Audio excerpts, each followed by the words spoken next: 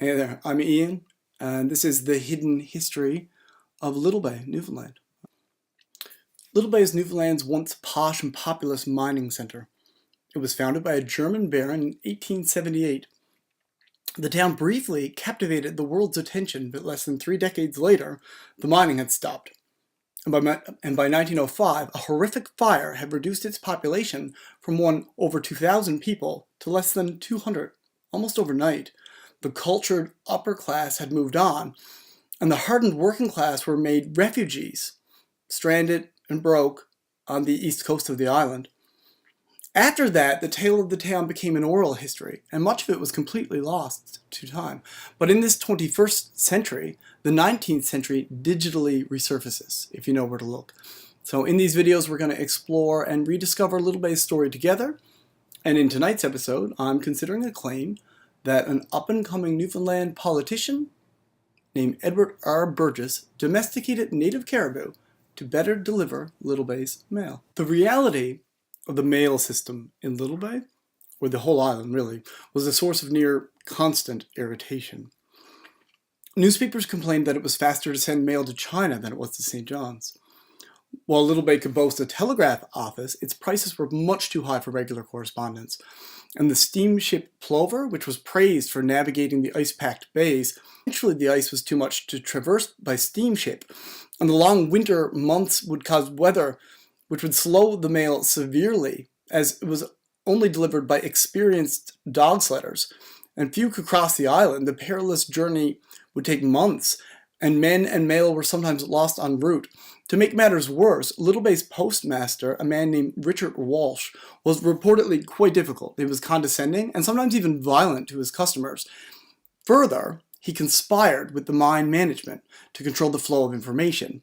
So together they would determine which news would go out of the town and when, and who in the town would first receive news from the outside when the mail finally arrived. Into this environment, a man named E.R. Burgess arrived. First appearing working as a school teacher, he quickly earns a reputation as being well-read and as a skilled debater. He becomes a popular contender in the town's public debates, and then he goes on to become the president of the reading room, which is a prestigious position to be sure. But he hosted even higher ambitions. From such a man, a plan was hatched. Mr. Burgess organized an expedition into the island's interior. They trekked from Little Bay to Grand Lake in the winter of 1888. Facing storm and cold, they eventually captured 4 caribou alive for the purpose of domestication.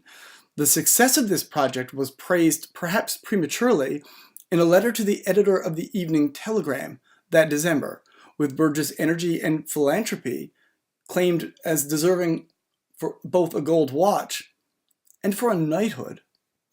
But for all the hoopla his caribou-based mail system idea generated, it doesn't seem to have gotten much further off the ground.